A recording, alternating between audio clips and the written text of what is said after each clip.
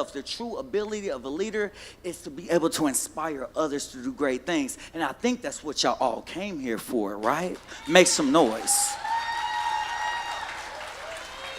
So tonight, I am so pleased to continue and to begin to start this spark with y'all because I know that this room is full of change agents. And look, man, look, hey, okay, you feel me over there? Look, it's my pleasure to introduce to y'all someone who has made it their life commitment to helping adults find their why. Because that's all we do at Usher's Nula, but we haven't forgot about y'all who might not be considered to be millennials, okay? Look, my guy right here, I need y'all to please join me in welcoming our featured speaker, the optimist, the TED Talk celebrity, the author of Start With Why, Leaders Eat Last, and Together Is Better. Y'all better make some noise for my guy, Spark Starter, Mr. Simon Sinek, y'all. Make some noise. Situations will arise in our lives, but you gotta be smart about it. Celebration. I've been told that I have to begin my comments with swag, swag.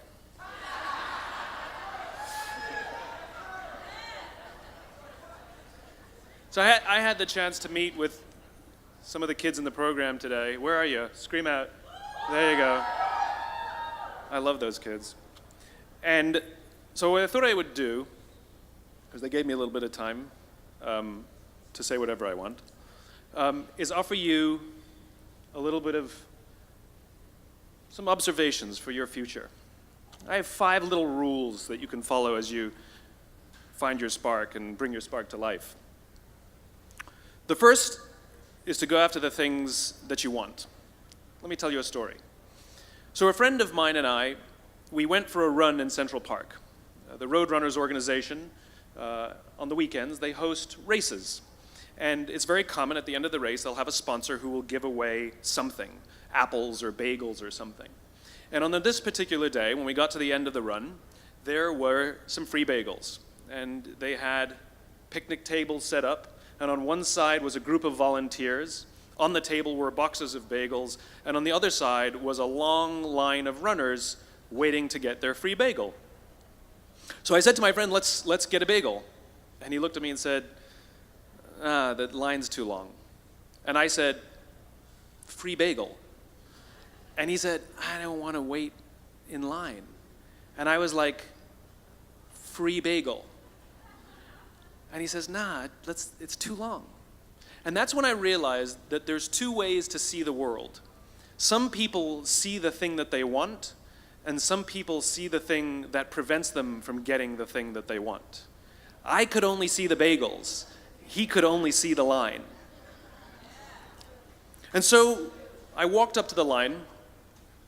I leaned in between 2 people, put my hand in the box, and pulled out 2 bagels. And no one got mad at me, because the rule is you can go after whatever you want. You just cannot deny anyone else to go after whatever they want. Now, I had to sacrifice choice. I didn't get to choose which bagel I got. I got whatever I pulled out, but I didn't have to wait in line. So the point is you don't have to wait in line. You don't have to do it the way everybody else has done it. You can do it your way. You can break the rules. You just can't get in the way of somebody else getting what they want. That's rule number 1. Rule number 2. I like this one. In the 18th century, there was something that spread across Europe and eventually made its way to America called puerperal fever, also known as the Black Death of childbed. Basically what was happening is women were giving birth and they would die within 48 hours after giving birth. This Black Death of childbirth was the ravage of Europe, and it got worse and worse and worse over the course of over a century. In some hospitals, it was as high as 70% of women who gave birth who would die as a result of giving birth. But this was the Renaissance. This was the time of empirical data and science, and we had thrown away things like tradition and mysticism. These were men of science, these were doctors. And these doctors and men of science wanted to study and try and find the reason for this Black Death of childbed, and so they got to work studying, and they would study the corpses of the women who had died. And in the morning they would conduct autopsies, and then in the afternoon they would go and deliver babies and finish their rounds.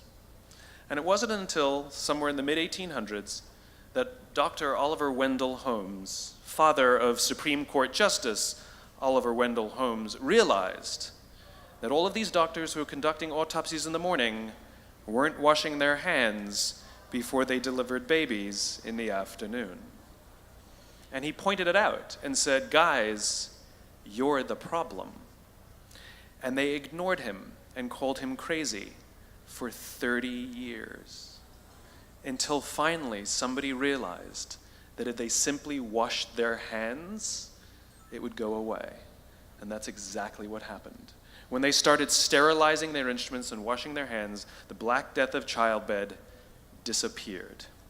My point is, the lesson here is, sometimes you're the problem. We've seen this happen all too recently with our new men of science and empirical studiers and these men of finance who are smarter than the rest of us until the thing collapsed. And they blamed everything else except themselves. And my point is take accountability for your actions. You can take all the credit in the world for the things that you do right, as long as you also take responsibility for the things you do wrong. It must be a balanced equation. You don't get it one way and not the other. You get to take credit when you also take accountability. That's lesson 2. Lesson 3, take care of each other. The United States Navy SEALs are perhaps the most elite warriors in the world. And one of the SEALs was asked, who makes it through the selection process? Who is able to become a SEAL? And his answer was, I can't tell you the kind of person that becomes a SEAL. I can't tell you the kind of person that makes it through buds. But I can tell you the kind of people who don't become SEALs. He says the guys that show up with huge, bulging muscles, covered in tattoos, who want to prove to the world how tough they are, none of them make it through. He said the preening leaders who like to delegate all their responsibility and never do anything themselves, none of them make it through. He said the star college athletes who've never really been tested to the core of their being, none of them make it through. He says some of the guys that make it through are skinny and scrawny. He said some of the guys that make it through, you will see them shivering out of fear. He says, however, all the guys that make it through, when they find themselves physically spent, emotionally spent, when they have nothing left to give physically or emotionally, somehow, some way, they are able to find the energy to dig down deep inside themselves, to find the energy to help the guy next to them. They become SEALs, he said. You want to be an elite warrior. It's not about how tough you are. It's not about how smart you are. It's not about how fast you are. If you want to be an elite warrior, you better get really, really good at helping the person to the left of you and helping the person to the right of you. Because that's how people advance in the world. The world is too dangerous and the world is too difficult for you to think that you can do these things alone. If you find your spark, I commend you. Now, who are you going to ask for help, and when are you going to accept help when it's offered? Learn that skill. Learn by practicing helping each other. It'll be the single most valuable thing you ever learn in your entire life. To accept help when it's offered and to ask for it when you know that you can't do it. The amazing thing is when you learn to ask for help, you'll discover that there are people all around you who've always wanted to help you. They just didn't think you needed it because you kept pretending that you had everything under control. And the minute you say, I don't know what I'm doing, I'm stuck, I'm scared, I don't think I can do this, you will find that lots of people who love you will rush in and take care of you. But that'll only happen if you learn to take care of them first.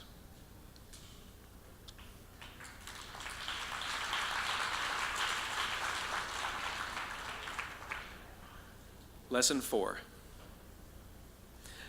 Nelson Mandela is a particularly special case study in the leadership world because he is universally regarded as a great leader. You can take other personalities, and depending on the nation you go to, we have different opinions about other personalities. But Nelson Mandela, across the world, is universally regarded as a great leader. He was actually the son of a tribal chief. And he was asked one day, "How did you learn to be a great leader?" And he responded that he would go with his father to tribal meetings. And he remembers two things when his father would meet with other elders. One, they would always sit in a circle. And two, his father was always the last to speak. You will be told your whole life that you need to learn to listen. I would say that you need to learn to be the last to speak. I see it in boardrooms every day of the week. Even people who consider themselves good leaders, who may actually be decent leaders, will walk into a room and say, "Here's the problem, here's what I think, but I'm interested in your opinion, let's go around the room." It's too late. The skill to hold your opinions to yourself until everyone has spoken does two things. One, it gives everybody else the feeling that they have been heard. It gives everyone else the ability to feel that they have contributed. And two, you get the benefit of hearing what everybody else has to think before you render your opinion. The skill is really to keep your opinions to yourself. If you agree with somebody, don't nod yes. If you disagree with somebody, don't nod no. Simply sit there, take it all in, and the only thing you're allowed to do is ask questions so that you can understand what they mean and why they have the opinion that they have. You must understand from where they are speaking, why they have the opinion they have, not just what they are saying. And at the end, you will get your turn.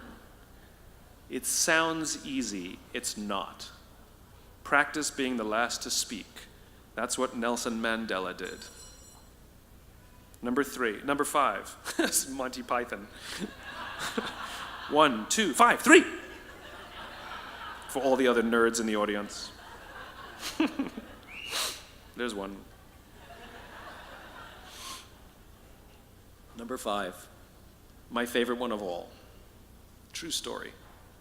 There was a former Undersecretary of Defense who was invited to give a speech at a large conference, about 1,000 people. And he was standing on the stage with his cup of coffee and a styrofoam cup, giving his prepared remarks with his PowerPoint behind him. And he took a sip of his coffee and he smiled and he looked down at the coffee. And then he went off script. And he said, last year I spoke at this exact same conference. Last year I was still the undersecretary. And when I spoke here last year, they flew me here business class. And when I arrived at the airport, there was somebody waiting for me to take me to my hotel. And they took me to my hotel and they had already checked me in and they just took me up to my room. And the next morning I came downstairs and there was someone waiting in the lobby to greet me and they drove me to this here same venue. They took me through the back entrance and took me into the green room and handed me a cup of coffee in a beautiful ceramic cup. He says, "I'm no longer the undersecretary. I flew here coach. I took a taxi to my hotel and I checked myself in. When I came down the lobby this morning, I took another taxi to this venue. I came in the front door and found my way backstage, and when I asked someone, 'Do you have any coffee?' he pointed to the coffee machine in the corner, and I poured myself a cup of coffee into this here styrofoam cup." He says the lesson is, the ceramic cup was never meant for me.